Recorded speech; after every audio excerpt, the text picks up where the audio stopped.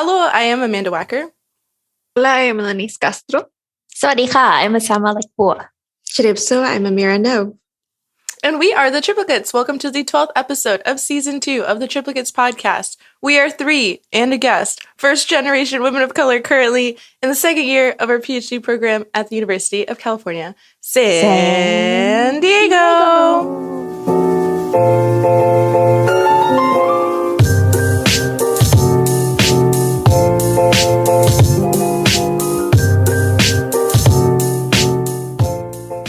So last episode, we talked about self-care, what we do, what people have told us to do, and what we aim to do in the future. In this episode, we'll be chatting with my friend Amira, who is a fellow PhD student and a parent at UCSD. Welcome, Amira. Would you like to introduce yourself and identities that are important to you? Yeah, thanks for having me. I'm super excited. As Osama said, I am a fellow grad student, so I'm doing my PhD in ethnic studies. I also identify as Cambodian American, first generation, woman of color, a new mom, although it's been almost a year, I still feel new. What else? Neurodivergent, amateur gardener, amateur cook. Yeah. I love that. So you and Osama know each other from CAing? Yes. Yeah, I was a CA and I held some arts and crafts events.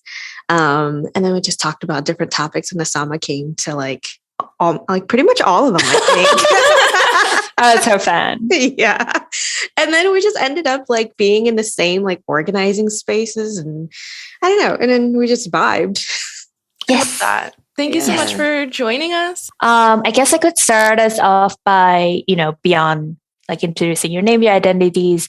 Could you give us sort of a brief description or introduction to what is it that you do for your PhD studies, what your research questions are? Oh, that's deep. Oh, no. I'm just kidding.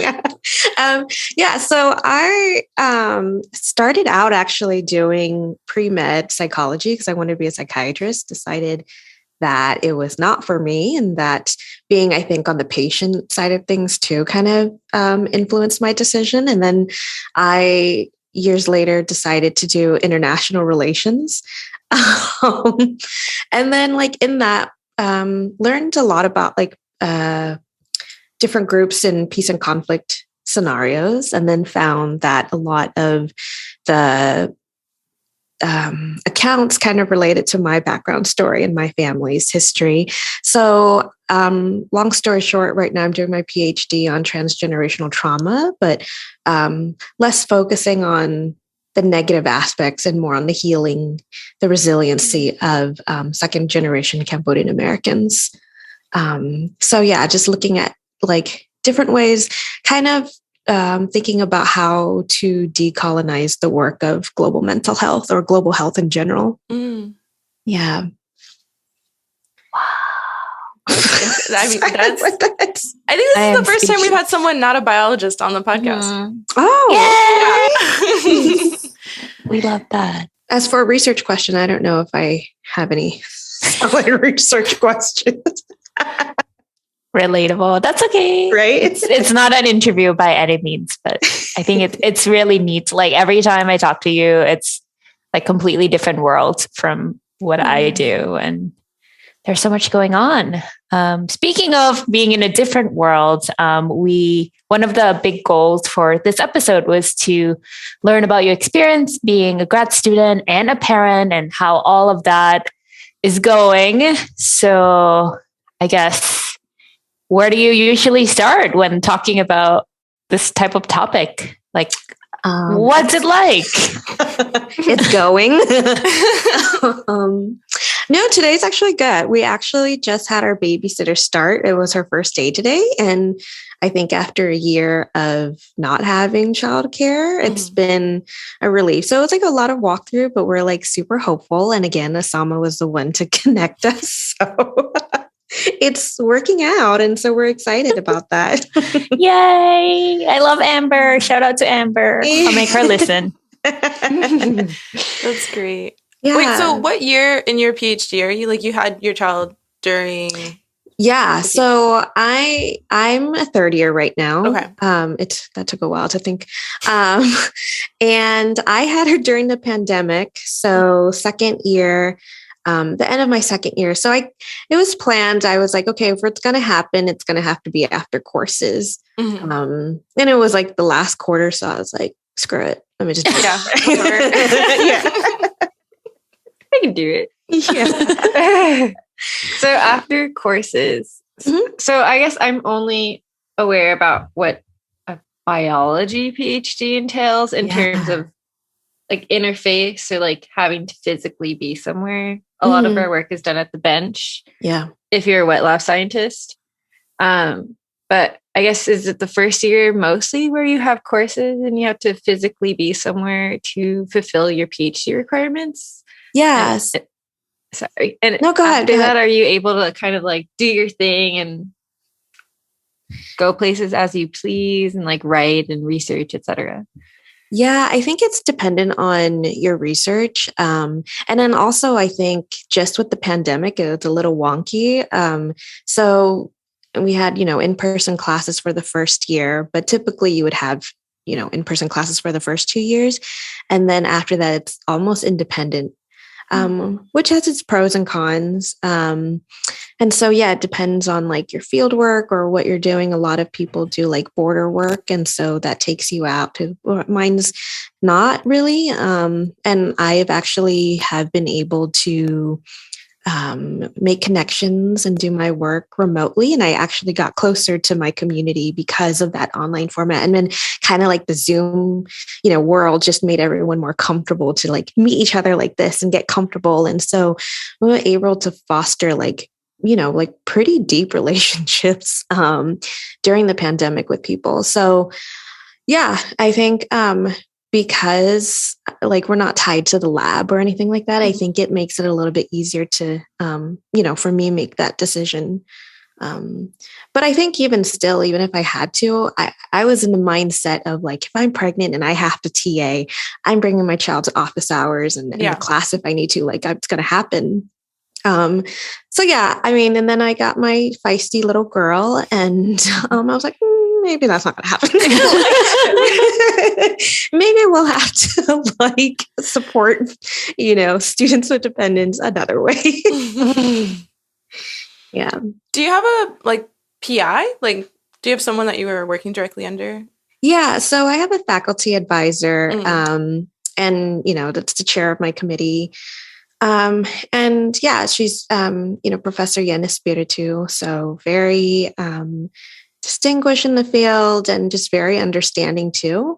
So that's helpful because I hear horror stories from other parents with their PIs and it's really unfortunate. And I mean, it just also makes me feel more passionate to just advocate for, better understanding and better resources and stuff like that. Like mentioning support along with not only your PI, but also outside of that academic circle, like have you felt supported in terms of being able to like take maternity leave and like goodness. Et cetera. I know I'm getting into deep questions. Maybe it was too fast. No, this is good. Or like feeling supported, like you have housing that's available to you here in San Diego. Because I know it's an issue for like undergrads and grad students just in general. Yeah, no, I feel strongly about the fact that there needs to be significant improvement in terms of support and resources, particularly from like the institutional level and like actual concrete support and resources, right? To me, it was kind of a shock because I had assumed, given the amount of families that I see, both at the undergrad and graduate level, and just like even staff, postdocs, everybody, there's not a center on campus for students with dependents. And so, we can start there. I think, there's not even like a dedicated staff to help students with dependents. And that's like caregiver in like the broadest sense, right? And so I think that was difficult. And where I found my support was that I was lucky in that I took a class and one of the other girls had a baby. And I was like, hey, I'm pregnant. I have no idea how to navigate like things like insurance, all of that. Like, so I think finding other people have been the most helpful, the most informative, and like the social support that like I think you do need. And for me, it was difficult because it was during the pandemic. So, everything was remote, and now it's a little bit better where we're starting to see families. And so you start to connect and share resources that way. But in the beginning, it was like, I thought I was going crazy because I was getting frustrated with like, you talk to so many people and nobody had an answer. And it felt like you were the first pregnant student that they had to deal with, which, isn't the case. And then I find out like all these other moms were like, yeah, we've cried during pregnancy, just how difficult it is to navigate the university and all that stuff. And so they put together like lists and Google Drives. And so it's other parents who did that and share those resources. And then, we add people onto it that make it possible. But it would be nice to have something more formal to, get that kind of support. So the students with dependence group, is that just like a bunch of friends? It's not like an office, not like funded by any form of school related things? It's very informal. Like they have some support from like grad division, but I thought it was like a committee with a committed staff, and then I'm on the committee now. So it's literally a bunch of other grad students with kids. And who just feel passionate about it and who take our issues to the board, to grad division and just kind of, I think right now with, the pandemic kind of, I guess not the pandemic itself, but the policies on the pandemic are easing up. We're trying to do like more events and connect. But it's through student organizing. I have a question about, you said that you talked to the board. Like, are you guys coming to them with like, we want X, Y, and Z? And they're like, we'll give you A, B, C. Like, what is that like situation with them? Yeah, so we had a demonstration recently and it was in conjunction with the union. So just asking for fair labor practices, right, and rights. Yeah. And in that, they were also calling for greater assistance. So, for example, a quarter, because of COVID, UCSD is reimbursing $1,100 per quarter, though, which helps, but it's like not enough, right? Yeah. And I think if you think about like the average childcare around here is like $20 an hour, and that's super fair. And it sucks to have to go back and be like, hey, we can't afford that. Can you lower your price? Because I think in that the university contributes to, not just like the exploitation of the grad students, but like also the people who are providing like childcare service, because then they have to meet like the demands, like if people can't afford to pay the prices and they have to lower the prices for their work, that's not fair either. So so it's asking for just better labor practices, more resources like a center. We're just I don't know how familiar you are with like the COLA initiative with grad housing, like rent hikes. So that movement, it's kind of the same where it's, they're counting beds instead of bedrooms. Yeah. So, I mean, how does that make sense for families? It's a lot of back and forth and like negotiating and bargaining at the moment. So we'll see. I think it's just going to take time, but it's good to put pressure, and it's good that people are willing to put pressure. Even those who don't have children have come out to support, which is amazing. Yeah, that's really good to see, like people coming together. I think right now, especially, there's been a lot of movements with the the organization of the grad student union of people being like, we're all in this together, and even if it's not affecting you, like these are your peers, these are the people that you're standing next to every day when you go to work. Like, we have to take care of each other. So it's really nice to see that people are also supporting students with dependence in that movement as well. Yeah, 100%. Through like talking, I mean, I don't have a kid, but like my PI does, postdocs in my lab do. I see that. I mean, and you kind of mentioned it now too, right? Like finding childcare is difficult. Is it also really difficult to get childcare through like the one that's down the street here at the school? Yeah. And so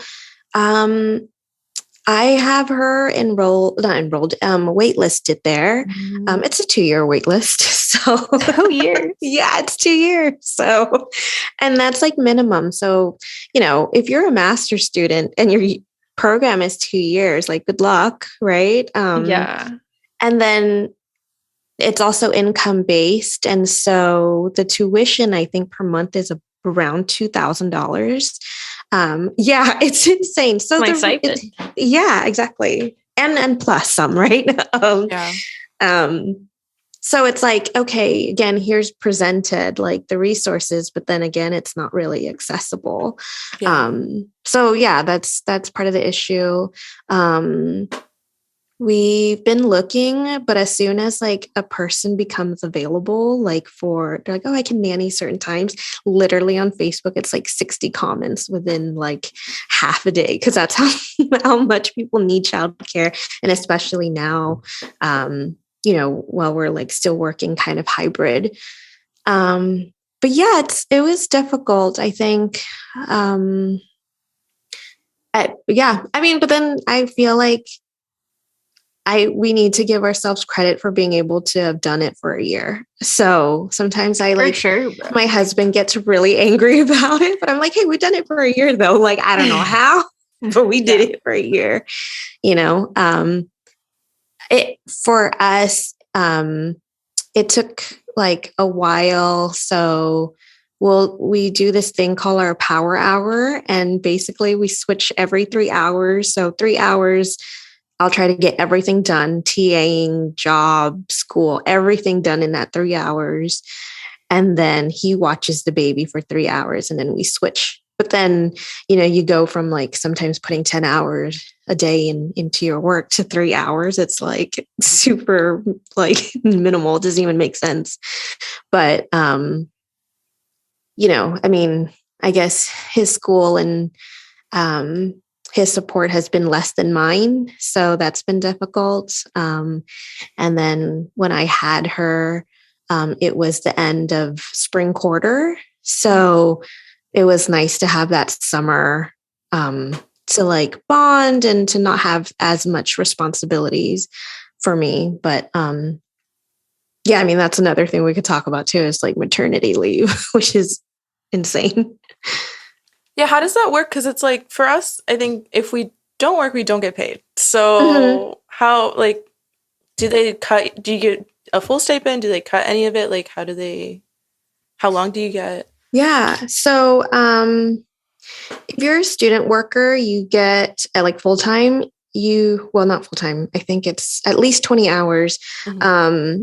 You get 6 weeks of paid maternity leave. But then in California, you're also, you can also get like an additional 12 weeks of leave for bonding, which is really cool. And so technically I actually qualified for that because I've worked with the university, like UCSD, since like 2008.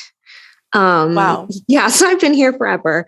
But since my status changed from like staff to student worker, I lost out on those 12 weeks. So they didn't give that to me. So I only got the bare minimum of the 6 weeks, which is not even enough. Like, that's not even recovery time. Like, yeah. So again, I think like that just goes to show like the exploitation, but, for me, it was just timing it with the quarter system and then just working it out informally with like my department, like, hey, at the time I was supposed to do my comprehensive exams. I don't know if you have that as well. Yeah. And so I was like, it's not, I need to do an incomplete and I need to push it. And so, yeah, it's just working with a department and in your committee. And I've been fortunate in that regards, but yeah, I was also working 3 jobs when I was pregnant. So just to like make it work. Yeah. Because the thing is like, a lot of the staff that we talk to encourage you to go onto your partner's insurance or to have the child go onto your partner's insurance. But it's like, it's a huge assumption that that your partner is working, which mine isn't, because my partner's an international student, so he can't work outside of his university. So yeah, and the health insurance for babies was also like, I think another $2,000 per. It was insane. It was like, didn't make sense. And so they push you to, either go that route, like go on your partner's benefits, or, look into government, state, like federal assistance. So those are kind of like your options. So why would they recommend that you or push you to go on your partner's insurance? Like, is our school provided insurance just like not covering a dependent? Like, it's expensive. And so they're like, if you want to shop around, like you should consider, because sometimes I think if your partner is working and their company might have a better insurance policy. So that's why they're pushing it. But I mean, I think UCSD, with all the bashing that I just did, like the insurance is still pretty competitive. Like during the pregnancy, you get about, I think, 90% of your medical expenses covered, which is pretty significant.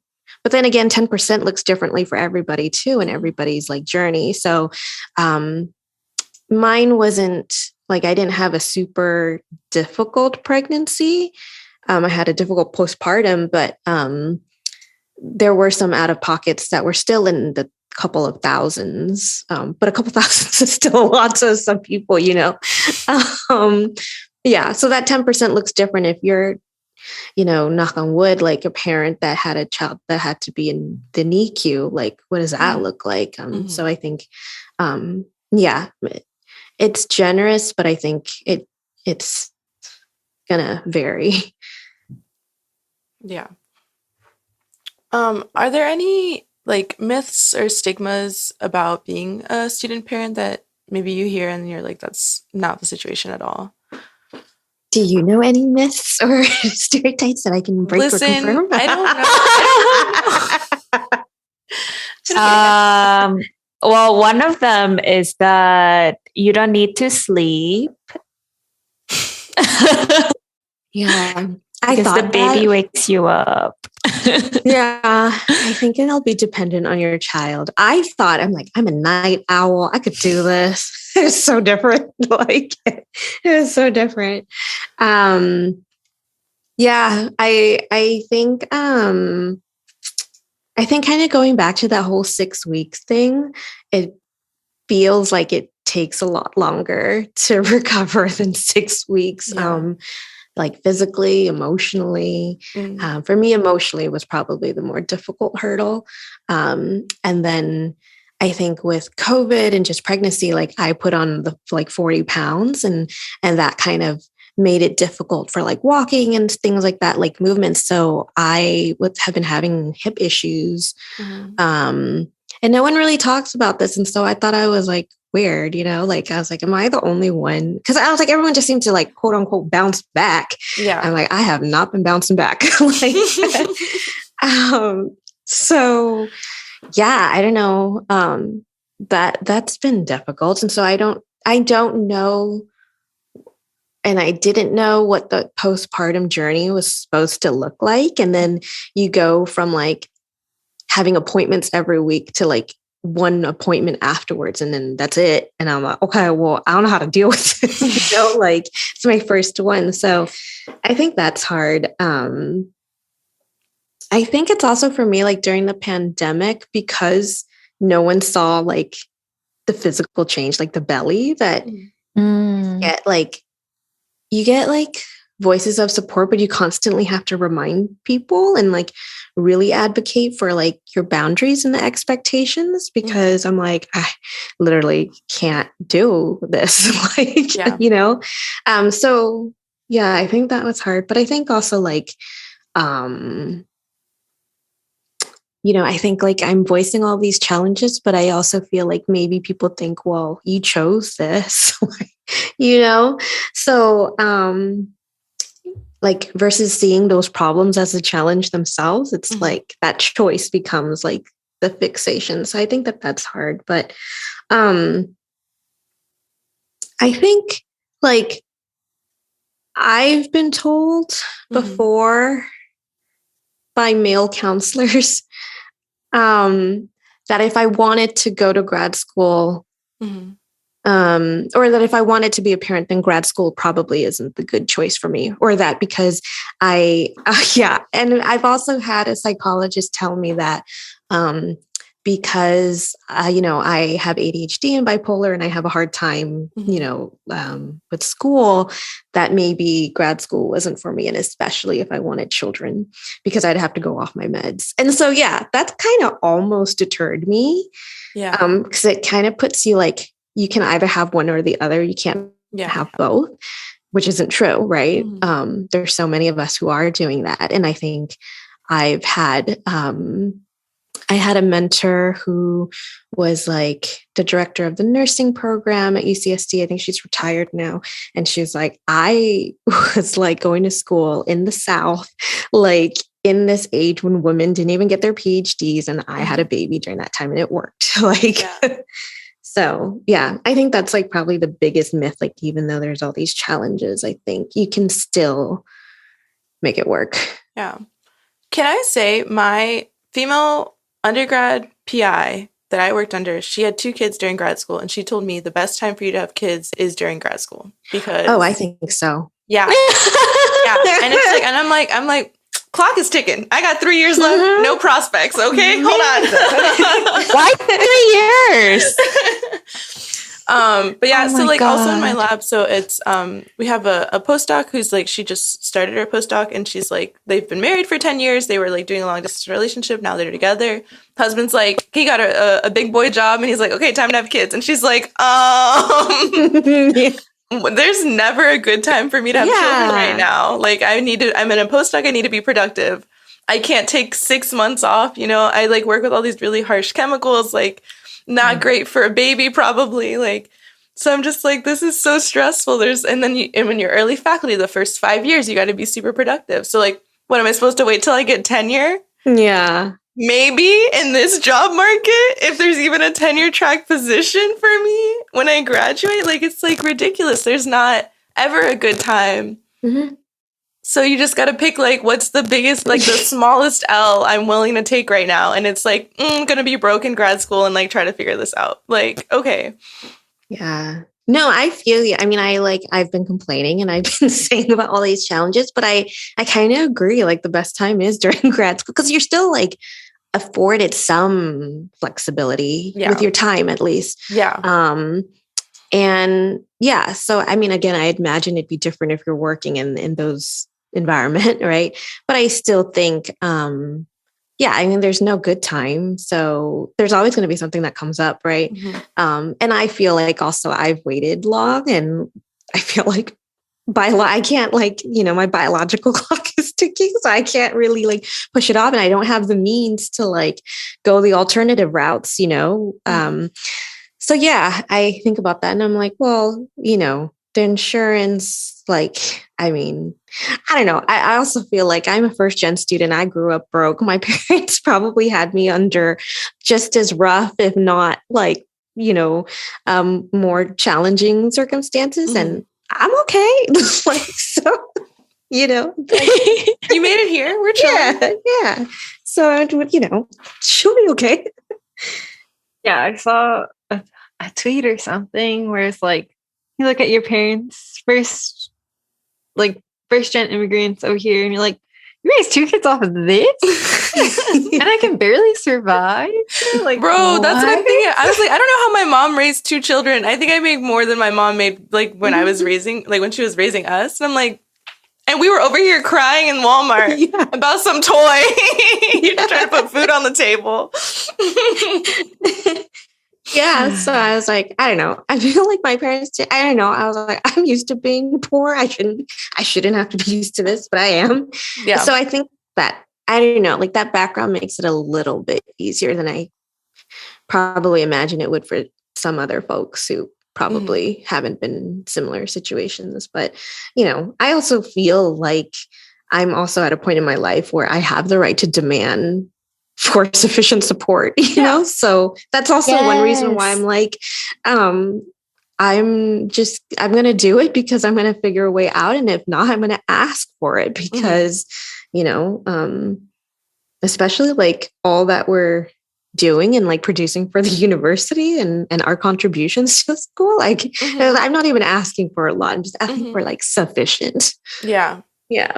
Yeah. Livable wage. How about that? Above the poverty line? Could we do that one? Yeah. Top 10 public university in the nation. What's wrong with that? Having bunk beds. Not the bunk beds. Grad housing. I was like, oh, is my child supposed to be like roommates with like another?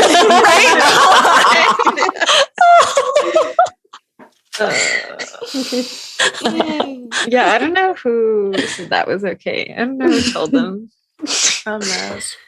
And they have family in there. Like it's not just grad housing, it's graduate and family housing. Yeah. Like what? It's like an asterisk. I do have a question. Okay, so if you're a family, do they not have the 2-year limit on your lease?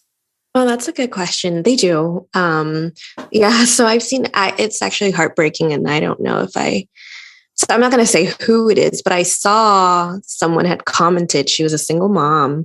Her time ended on that 2-year thing and she's couch surfing with her son right now, like trying to find a place because they can't find any situation. I don't know what the situation is, but that kind of like that sent chills down me because I can't imagine being single mom and like, you know, having to find housing while she's I think trying to finish up her program or something like that. Yeah. So and, like, housing here is not affordable at all. Even like with someone who's not paying to support another human being. Like it is rough out here. Yeah. And I can't imagine there's also like a lot of international families. So I can't like, what are they going to do? I don't know.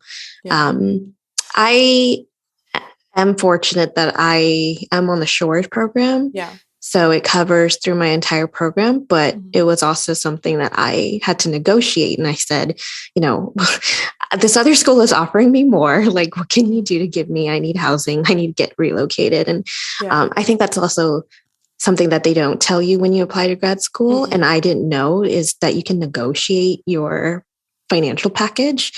And at the end of the day, like, what do you have to lose except hearing a no? So I just asked for everything I could think of. And with mind knowing that like some, you know, within the 6 years or whatever that I wanted a family. Yeah. So for us, at least like my experience, Lenice and I are also on Shores. And the way I found out about Shores, so for people listening, Shores is like, I think it's a retention initiative. Yeah, I think or so. Something. So usually people only get 2 years to live in grad housing, but on Shores you get to live in grad housing for the length of the average length of your program. And that's like depending on what program. I think there's something with the medical students that I don't think they're on Shores specifically, but there's something where they can stay longer if they're getting their master's in between. So anyways, but the only reason I know about it is because another grad student during my interview weekend was like, you need to ask the guy who's like running things. You need to ask Trevor about Shores. They don't tell you about it, but you can get 6 years, They don't advertise it, but you need to go ask him. And I said, okay. I walked over to him and I was like, hey, someone asked me about Shores. Can we like get me on that list? And he was like, okay. I don't tell people anymore because every time I offer someone Shores, they say no. Last year we gave offers to people and they all said no. Oh. I'm like, Who says no to 6 years Well, no. of affordable housing? I don't know if I'd say yes. That's true. I mean, now, yeah, it's true. Are you? And it was like, for me, I was coming from Florida, and my biggest thing was like, I have to be in, like, I mean, it was, pandemic had not started yet. Like, I interviewed February of 2020. So, like, my mindset was like, I have to be in California. I know that, like, housing is crazy. And I want to make sure that if I get off a plane, I have a house that is mine, that this is, like, where I live. Yeah. So, like, that was, like, I was like, okay, like, that's, like, sealed the entire thing for me, was, like, I know when I get off, wherever I get off, I'm going to be okay, and I have a place to live. That's, like, such a big insecurity for a lot of people. So for them to be like, yes, grad and family housing, but in 2 years, y'all figure it out. Like, I don't think that's reasonable for them to say at all to anybody, honestly. Yeah. And, like, especially if they're saying, like, oh, we support families. You better take that shit out of your name. Hello. Yeah. Like, yeah. Anyway, sorry. I'm upset for you. The hair flip after. Although I do want to like add that, I don't know, for a lot of schools, like the condition and the just like idea of grad housing is like terrible. Like, for example, my partner went to grad school somewhere else, and he's like, yeah, I don't ever want to live in grad housing. It's more expensive. It's more restrictive. It's like small. It looks ugly. So I think people have like a very different view of like, it's affordable, but like maybe it's bad.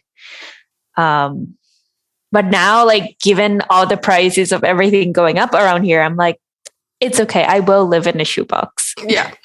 Yeah. Yeah. I don't know how some people live in a shoebox with multiple kids in grad housing, because mine does not have storage. Well, on that note, is there anything else? Any tidbit, any fun facts, anything you would like to add at this point? Yeah, I mean, like, I don't know. I feel like we talked a lot about challenges, but I also don't want that to deter people from thinking, that they can't or shouldn't. Yeah, so I just kind of like wanted to reiterate that. I know, like, I mean, I don't know. I think for my philosophy is I don't like to see like having kids as like an economic value or devalue, which I feel like our generation tends to do. But I also don't want to like not acknowledge the financial obligations that come with having kids, right? So yeah, I just feel like it'll work out. I mean, I don't know. I'm always in that mindset. It'll just work out. Like if I have to ask for assistance, if I have to rely on the pantry, like so be it. My child's eating, like, and yeah. I don't know. I think it's just advocating and like self-advocating. And I think I learned that a lot during like this whole journey, I guess. Like even now I'm still remote teaching. And I know everyone's going back, and there was a little pushback against that, but I'm like, unless y'all can find me childcare, unless y'all want to watch my child for me, like, by all means, I would be happy to go back in person. It's just not feasible. Like, so that's how I got remote teaching, but it's going to end soon. And we're just, I think just, and then just being there for each other has been helpful. I'm planning to do an event with the committee, not only just for students with dependents, but those who need that extra cash and want to be childcare providers, pet sitters and all that, like just having like a social, and because we all got bills to pay, and I don't think it's fair when the university tells us that we can't, pick up extra work because we need the money. Like, yeah. Sure. If you don't want us to work, pay us a fair wage. Yeah, exactly. Let's do that. And then you don't have to get a second job. Yeah. But it's been cool. And I think like the silver lining in all this is that I got to spend a lot of time with baby in probably ways that I wouldn't have if I was working a regular job or if there wasn't a pandemic. I mean, some days are just too much bonding time, but in the grand scheme of things, it's been great. Yeah. And I love just like going on my walks and then I see you or your husband just like walking with the stroller and your baby just like throwing a fit. I'm like, yeah, hello. it's 10 p.m. So cute. Yeah. I wish everybody, they have like this sweet child. I mean, there's some parents who are like, my child like sleeps. And I'm like, oh my gosh, like so happy for you. Not my story. They say the worst one's always the feisty one, or that's what I've heard. I am a first child. My parents will never let me forget it. I hear the opposite. I mean, like I've heard like the first one like gives you like this false like expectation that like, oh, it's okay, we can have more. And the second one's like the devil. Like, Amanda. That's you, Amanda? No, I think my brother was the demon baby to the point where my mom was like, I don't know if I want this other child. Let's take a little break. We'll hear from our sponsors and we have a nice little question on our way back. See you on the other side. Canva Pro is a premium plan of Canva that comes with additional features, including unlimited storage for photos and assets. You can upload your own images and access millions of photos. You'll get exclusive access to 400,000 free photos, illustrations, and templates. Sign up and get a 30-day free trial with our link, so you can make cool things to put up on your walls or flyers to promote your events. And you can do this by going to this link, partner.canva.com/triplicates. Check Study gives you access to homework help and allows you to look up answers to questions found in textbooks, which Check keeps as a database. You can also submit new questions to experts and get answers to them as little as 30 minutes. Use the code CHEGAFF5. That is all capital letters CHEGGAFF5 for $5 off your first month of Check. All right, welcome back, everyone. And before we say goodbye, I just wanted to ask Amira one last big question, which is, if your daughter finds this little old podcast and listens to this episode, what would you like to tell her? Well, you didn't sleep while I was, I put you down while you were making this podcast. You're with Dad right now. And so I don't know what I'm walking into, but I like love being with you and I don't regret it regardless of all the challenges. And it's good to know that there are challenges, but there has also been blessings. And you're a blessing. That's what I would summarize it as. Oh, that's lovely. I'll have to wear my presents. We love that. I'm gonna cry. Oh no. Thank you for that. So to round out our show, we're gonna do some observations, run some stats in our data. This week we have a question from Lenice. I do. I have a question. So previous to recording the pod, I was scrolling Twitter, as my PI probably thinks I do, for hours and hours on end. And I came across a tweet by @Yesenia Tweets, and they said something along the lines of the question I'm about to say. And the question is, are you young, beautiful, and successful? And should you be on a rooftop bar drinking a fruity cocktail at all times? I believe that I should be. Don't know why I'm not there now, but it's because we wanted to record a very important podcast. I'll give it a pass. Asama, what about you? You don't have to be. It's okay. You don't have to be. You can be young, beautiful, and successful and not be on a rooftop bar. Yeah, I don't know. I think I gotta stay away from the sun these days. I got a pretty You can bad go at night. sunburn. But at night it's cold. So There's I don't no know. winning. I think I have become a soft San Diego transplant. So I'm going to say no for now. But if anyone needs a designated driver, I will be there. You love a designated. Very driver. kind of you. Yes. Amanda? I would like, and we'll cash in on that because I do want to be young, beautiful, and successful on a rooftop bar with a pretty cocktail in my hand, okay? It's my time. I have one right now. I've been drinking this whole time. What is that? Passion fruit, hard kombucha situation. Okay. So, Okay. I'm drinking Not- water. Not on a rooftop. Amira? I would say 100%. I'm 21 in my mind. Even my body does not agree with that. I feel young, beautiful, successful, and I would be wasted with fruity cocktails on a rooftop. As we should be, okay? You have a babysitter now. Live it up. Yeah. So, and I can't, I'm like a heavyweight, or like I used to be a heavyweight, and then now like it gets me so little to get drunk, and I love being a cheap drunk. It's So worth yes. it. It's so fun. So with that, 75% of the PhD students in our study want to be and think that they deserve to be a young, beautiful, successful person on a rooftop bar drinking a fruity cocktail 24/7. Lovely. Asama? Amazing. Well, thanks for the question and the stats roundup.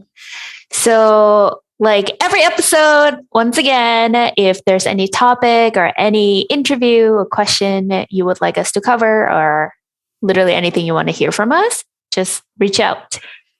And you can find us on Twitter, Instagram, and TikTok at Triplicates Pod. And you can email us at triplicatespod@gmail.com. If you like us, support us on patreon.com/triplicatespod. And with that, Obrigada y ciao.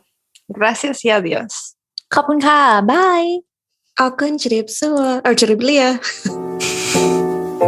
Bye.